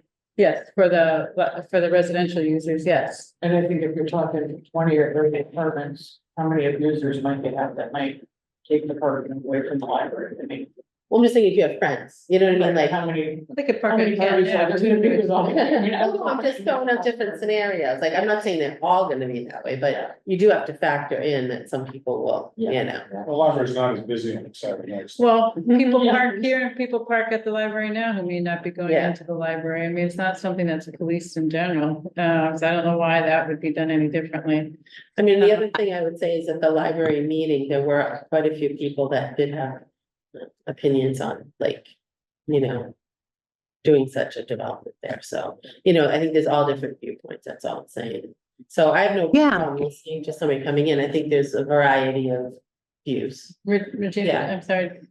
Yeah, I was just gonna, I was just gonna remind us that we got to this building in part, or this potential mixed use building in part because of the expense that the town would have to take on if it wasn't a multi-use facility and if there was not a public-private partnership, and we all kind of balked at the price of you know, just a straight parking lot and what that would be for the town.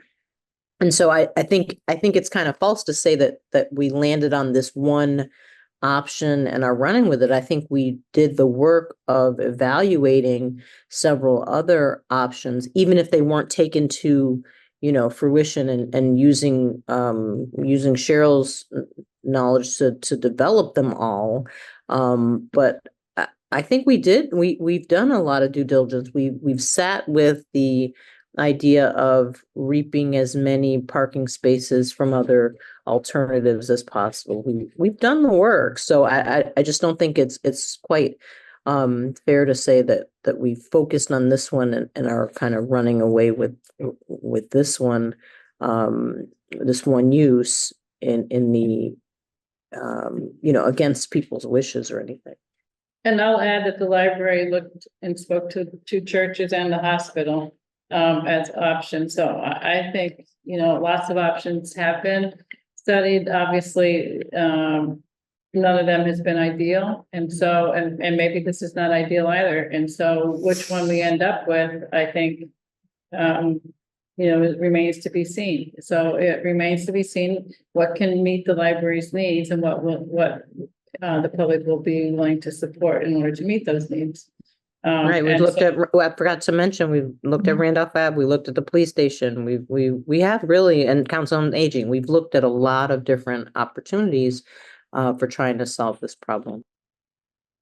One thing we haven't really dug into much, because of the implied, understood enormous expense, but decking the existing parking lot. I did. And, how would you possibly do that cost wise, and how would you possibly do that without giving up all the parking that's there right now for the year that it takes you to build it? I think, because when you go to sell this to the public, you've got to have the specific dollar amounts and the time frame that it's going to take, so that we can say, this is ideally, and I think for the library, that would be the best thing, because your parking will be right there. But we can't afford it, so here's our next spot, which would be how much. It's not even actually ideal because it doesn't work well. I did this. I consulted with parking specialists that my office works with, that we've done garages together with, about this. You've got your existing stormwater system that serves the building and the parking underneath the existing parking lot. So that has to go somewhere else. And then just to meet the slope requirements to park on, you can't go too steep and be parking on that slope. And so you need 200 feet to go down one level. So you don't have room for a turnaround. And so you'd have to have two ways in. So and then you basically be using Canton Ave as your turnaround. It's just not a feasible, we know it's not a feasible solution because we know what the problem is currently. People can't find parking. That's why the loop was put in. Canton Ave is not a viable turnaround. And it would cost more than $100,000 a space. And you don't have the use of any of that in front of the library while it's under construction. So put that other proposal up with the 30 units at $5 million. What is this proposal? And that's got to be sitting right next to it to show you why it doesn't make sense. Because otherwise people are going to say, well, they didn't investigate it. Just like we didn't investigate the churches or whatever. It's everything's got to be itemized because the questions are going to come. Yeah, I mean, we didn't total this one out, but I think because you had asked about that before, like if we really explore that, and I think Cheryl went this far about, so. How many spaces is 100,000 a space? We don't have a total amount. I could figure that. And maybe advantages and disadvantages of each of them. So that it might be more than that per space because you do a turnaround in there and you eliminate the number of the spaces. So I'll allow that, but I think it just has to be practical because everybody's been to the mall and they know, it can be done, but. No, but their size, their parking is one of the building types that's very controlled by dimensions. Right. You can only go at certain slopes. Your widths of your aisles and your length and widths of your spaces only have so much flexibility. And when you do a structure, you're going to have room for the structure in there as well. Right. And you have to have an elevator and stairs to get out of that lower level. So, all of that is borne by the cost per space when it's only parking. When you put another use with it, now that elevator and those stairs are being shared across all the square footage, not just the parking. Right. So that drives it. And then, there's utilities, that without having a true engineering and spending a lot of money on all that, you'll never know the precise cost.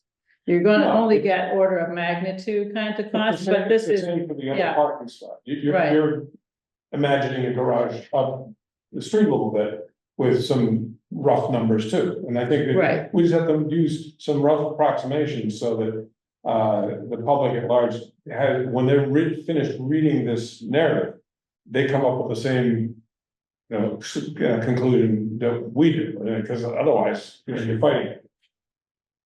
That's right. And I think we saw with the school building committee, that questions still persist despite the long, hard work that they put into that about, you know, put a third floor on Glover, right? Or work on the fourth floor of Cunningham. Even though those have been ruled out for very good reasons, it's about presenting all of the work and the options in a realistic and intelligent way so that everybody else comes to the same conclusions that, you know, we've worked so hard to try and come to. That there really right now is only one, you know, even viable option, even if it's not a perfect one. so looking at this. This looks like it's about 80 spaces. And then if you add that one level below, that adds another 40, so about 120. Maybe a little less by the time you take the stairs and elevator, but something in that magnitude. Right, so let's say 100 spaces Yeah. for, you know, if you have a turnaround or something else there too. But yeah, and then the cost of the structure is the same whether you do 120 or 100, because it's same structure, you know, generally speaking. Generally speaking. So I guess the other thing I'd like to say is that, I know that, we were talking about like, this is the option. My other suggestion would be that that is one option, but sometimes you have to piecemeal things together to get what you need too. So sometimes, you know, maybe you're able to put 25 spaces down at the library. Maybe you're able to put 10 spaces here and whatever, and not the library, I'm sorry, the police station. Like sometimes instead of doing the one big thing, sometimes you're able to piecemeal things together to get the same thing that you need. I guess the other question I would have is, I know that the libraries approached the house next door and that didn't work out. I know, for extra space. Has there been any thought to any of the homes that are in the vicinity? You know, across the street from the library, and there's a church, but then there's houses right there. I'm just thinking because there's also a crosswalk there too. You know, I mean, I'm just thinking creatively because, you know, again, I know this, we're looking at this option, but I think we should be looking at, and we have looked at a lot of things, Regina, I get that. But I think that we should also look at some other potentials. So I'm just curious. Have we reached? Oh, out to anyone? we did look at the hospital too. I forgot about that one too. Thank you. But we have not reached out to any neighbors on Reedsdale to ask them if they want to sell the property for a parking lot or what? I don't know, I'm just. I mean, I'm not sure what you're. Well, what you're suggesting. Yeah, I mean, I guess I'm thinking, you know, is there any property, I'm not that familiar with if there's any property right in that vicinity that's for sale, or that someone may be willing to sell, that in the long run, you'd be able to get 20 spots there, and then you've got 10 here and 20 there, you know, instead of the big project. I'm just asking. We haven't asked anybody in any homeowners, but I don't know, would zoning even allow us to put a parking lot right in the middle of two single-family homes? Like, Well, I'm thinking closer to the, I don't know, I'm thinking like the church on the corner, I know there's some houses right there, it's just, I'm throwing out all different scenarios. I guess I'm not sure which side of the street are you talking about? Across from them, That's the church, yeah. so The church thinking owns like that that. property. Those two- there's some homes right there. Those are the 2 or 3 houses there. Yeah, that's what I was That's wondering. interesting, yeah. I'm just thinking, because you already have a crosswalk there, it's very close to the library. Right, so directly across from the library, you're saying that corner there. I'm just throwing it out as another idea, that's all, because if we're thinking, you know, creatively and we're thinking of money and so forth, I mean, I'm just trying to throw out other scenarios, that's all. Because I think, The church. you So know, we're thinking a lot of money here, so, you know, either way, even if we get someone to help us with this, it's still, I'm just trying to think creatively, that's all. I'm not saying that's viable or not, it's just. I don't- throwing it I out No, there. I think what you're saying is that of all the, so there's build a big parking garage next to the library. Yeah. There's put some kind of housing, you know, slash parking here. Mhm. There's put 10 spots here and 5 here and 4 here and 3 here and 2 here and that equals 30. That's kind of your solution, not your solution, but what you're saying is one of the options. So Well, I'm we saying could that lay maybe- that out there. That could be one of the ways to provide 40 to 60 is to add 10 at the town hall and 20 over here and 30 over here, and that would be one of the options that. I'm just trying to think of like We could all all, look the- well, I'm just thinking of like, we should have all options out there, right? So- You know? Those options where you're putting them all scattered about will be town paid for. There's Mhm. no option to get, or maybe, I Yeah. doubt you'll get, well, you might, maybe a MassWorks grant could help with that, but you won't get private investment in that. Dick, yes. Yeah, the question I have, Cheryl, is the level of detail we're getting into is very impressive, and it's a lot of hard work by you and other people down here. I'm just wondering if we're getting a little bit beyond the scope of the committee in particular. I thought we were supposed to take a look at the master plan, see if a project like this meets some of the items identified in the master plan as being important, which I certainly think this is, and then recommend to the select board and the planning board give them our recommendation as to move forward and to do something with it. I'm wondering when does the planning board and or the planning department get involved in this type of project, or should they be involved in this project? And what are we really trying to do here, I guess? Well, we're trying to have something which are viable options, which we are working our way through what's viable. So. Well, but right, but couldn't we just recommend to the select board and to the planning board that we think that the project as identified by Will and Chris is certainly worthy of consideration and fits into the tenets of the master plan, and for them to then decide what to do with it? What do you mean? What are you saying? Adding parking and not have any idea of how to do it? Yeah. Well, that's like going back 2 years, I think, but from what we've started with, Well, I understand that. I don't mean, I'm not, this is not being critical. I'm just saying that as we get down into this level of detail, I'm looking at the original charge of the master plan implementation committee. And I'm trying to juxtaposition what we're doing, the level of detail we're getting into, with what the charge is.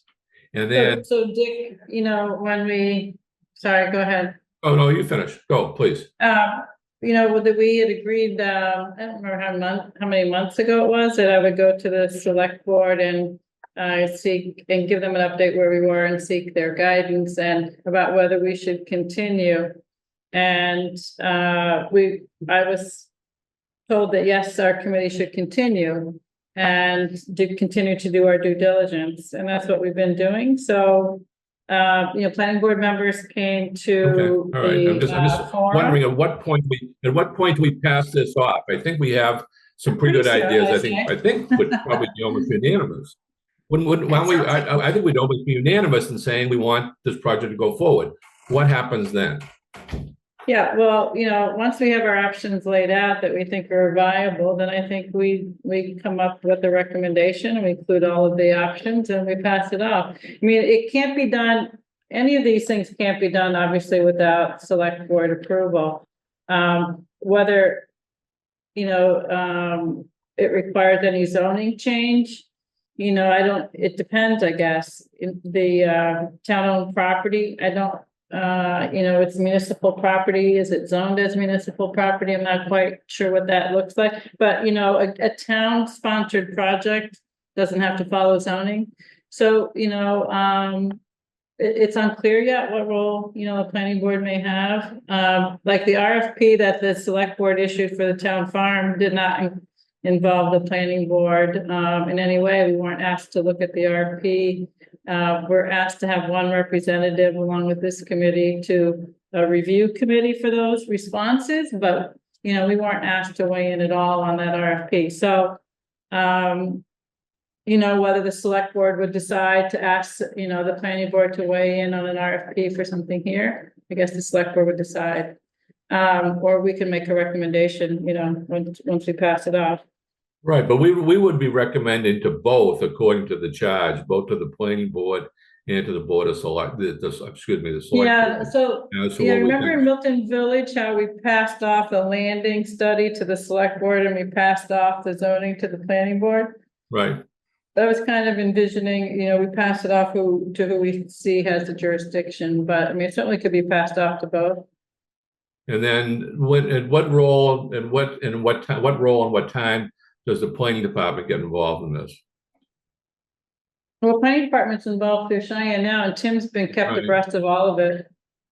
I don't want to put Cheyenne on the spot here, but in terms of, you know, how do they get involved in some of the stuff we're doing right here that we're looking at right now? So from what I know is that we've just been keeping in touch with Cheryl and, you know, everything regarding the parking. We've been having kind of internal discussions on the presentations that come up. So we're at the same point as everybody on this committee, but if there's anything like further, obviously we'll take that, discuss it and work on it. Anything to Great, help. thank you. Thanks. I'm just wondering as to, and once again, staying within the charge, and then as we expanded the charge for, you know, because we think that this is important for the town to know all this Yeah, you know, information. At what point do we stop doing this and passing it on? pretty soon, I'd say, you know, like I said, when we know, once we've got some viable option that we say, you know, you can solve it this way, or you can solve it this way, and you can decide which way you want to go. And, you know, it might be that we have a recommendation for which way, it might be the library trustees have a recommendation for which way. That it gets solved, or we say, you know, we don't take a position on which way, these are all the options. So, I mean, I think until we we had this idea that town-owned land is scarce, and if we're going to just build parking, it's a missed opportunity to meet other needs for the town. And then we talked about how to pay for this parking. So that's where this other idea of combining it with another use, but if we test it out and we run it through and we find that it's, you know, a big building and it's going to not be really able to pay for the parking, then, you know, that might be not an attractive option. And it might be that it's a piecemeal option, but we don't have the answers fully yet. We don't know what the parking would cost at the police station yet. We don't know what surface parking on Kent Ave would cost, and we don't have a final number from Chase or others about what can be added here at Town Hall. But we've done a lot of due diligence about options, and we can show which ones we looked at and why we think that they're not going to meet the needs of the library. But I think we're close, and I hope everyone's working on an agenda item that's next, which is our draft report, which we will hopefully start discussing at our next meeting. So does that answer your question, Dick? Yeah, sure, it does. I mean, I'm not fully on board, but I certainly understand where you're coming from, and thank you for that explanation. Okay, thanks, Dick. Roxanne? Thanks. I just wanted to clarify something that was said earlier with talking about different land and so forth. So the Governor Stoughton land is a trust. So it's a trust that has land in the town of Milton. So it's a little different than this, which is town owned Okay. with a select board oversee it. We sit as trustees over that, but it's a little bit of a different situation. So just to clarify, Okay. it is a little different. But the I trustees think didn't ask the planning board for their feedback, is my point. they didn't really have to though. Right. And then actually, to be honest, we have a review committee. I'm not certain if we needed to do that, but we have one and that's fine. And that's a good thing. With regards to this, I do hear a lot of what Dick's saying. I mean, I think we don't want to go too far down the line either, because we do have a planning board and a select board that ultimately are gonna have, if there's a project that goes forward, they're gonna have to review it. And we have to figure out in terms of, monetarily, whether it's private partnership, public partnership, whether the town does it itself. So I think, to Dick's point, I feel like sometimes we're getting a little bit too far in on these issues, with regards to this. And, So you feel like you have enough information to make a recommendation today? I think the recommendation is that we're hearing that obviously they need parking, and, we have a piece of land over here, we have this, we have that, and perhaps that's what should be looked at. But I'm willing to hear what somebody has to say coming in. But I'm just saying, I'm not so certain Do you Yeah. want to know that there's a viable option in the public-private partnership? Do you want more information to test out that idea? I'm willing to hear what Every somebody one of us, says. because I'm spending a ton of time on this. I know you're spending a lot of And I time. don't want to waste my time if we don't have support that we think that this should be taken to a point where we have an answer to that. So I will ask everyone on the committee whether they think we should continue to get to a point where we can make a recommendation, and we've teased out that option. So I guess my question is, there could be many options, right? So We've that looked is at one a of them. lot. So Right, which that is one more- of them, Which right? more option do you think is that we haven't looked at that we should put on the table? We've Because talked about a lot of them tonight. We've talked about all different scenarios. I don't want to get into this adversarial thing here. I'm just saying I'm that, trying to be clear about what we're doing next, Right. Roxanne, because frankly, looking at the scenarios have been me. And then asking engineers to look at it and, spending some money for that. So I want to be clear about what other things, I don't personally feel that looking at somebody's house and putting a parking lot where their house is something I want to do. Because I just feel like there's going to be pushback on that. Why would we consider that? Why aren't we looking at town-owned assets? So town-owned asset, town-owned asset, town-owned asset. well, that's what I've been And trying to do over here. I've been Right. trying to see if we can add in things over here, because it is right here. So, Yeah, yeah. Cheryl's asking for, do we want to make a recommendation? If we do, Mhm. what is it? Well, Yeah. my question was, do we have now, we're ready to wrap it up and pass off our recommendation. Do we have all the information we need today to make our recommendation? Because what I'm hearing is we're going too far. Well, how are we going too far if we haven't answered some questions? That's my question to the committee members. I personally do not feel like I have enough information. I'd like to see more information around the public-private partnership. I also very much value your time and understand how valuable time is. I personally have 2 hours work to do when I get out of this meeting.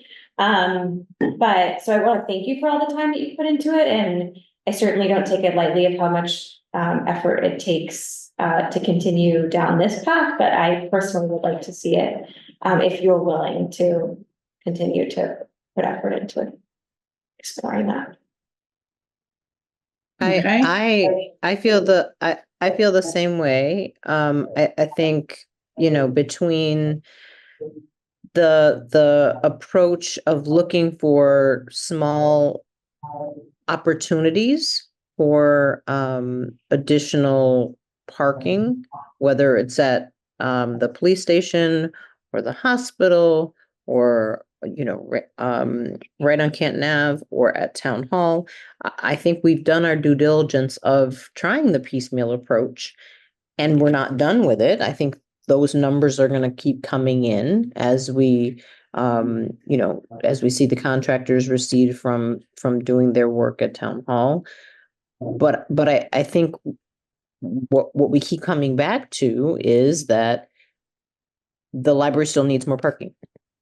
Even with, the 13 spots we can get from here, and maybe the 3 or 4 spots that we could get from the police station, there's still this need. And so I don't think unless I'm missing something, that there is any other option that we have explored that will get us to 40 to 60 parking spots for the library. It's just not there.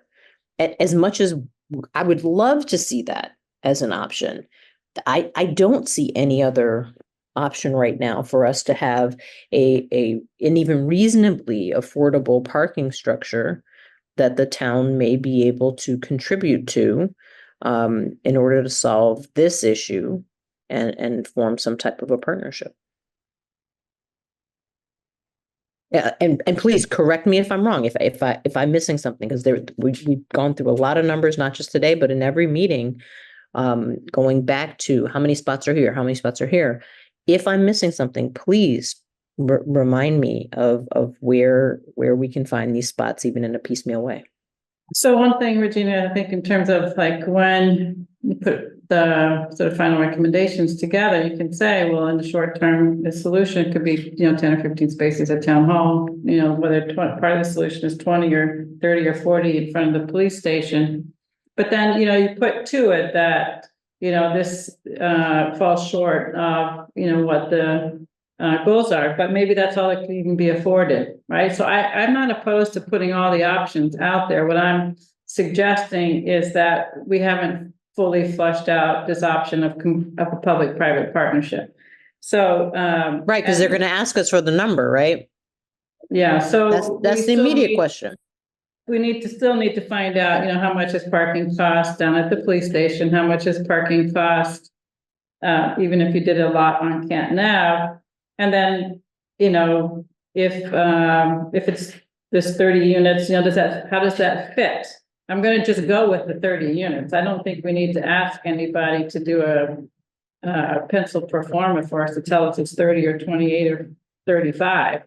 We just say 30 units with 30 parking spaces and whatever it is for the library, 40 there and 15 over here. And we just see what that looks like, and then what that cost is and what that potential is. And then, the library will advocate for what they think is the best solution for them. And, we see how it can be paid for. So I see it as just like the committee did at Milton Landing, where, we ran through options and we turned it over. There we paid for, things like dredging reports and all sorts of stuff to kind of continue to tease out the docks. We did a lot of stuff there. And that was before everybody, not everybody in this committee today was on the committee back then, but I see it pretty similar to that. Dick's hand and then Roxanne. I'm sorry, I want to take mine down. Oh. No, okay, then Roxanne. Sure, I just want to clarify, I certainly appreciate what you're doing, Cheryl, and you spent a lot of time on it. So I do appreciate that. I guess my concern was how much further are we going in terms of, like, I'm fine with finding out the cost of this, but we spent a lot of meetings doing this, and we're trying to wrap up the report and the other things that the master plan does. So that's where I'm coming from on it too, so I appreciate all the work you put into it, and of course, I'm willing to hear whatever, because I'm very open-minded like that.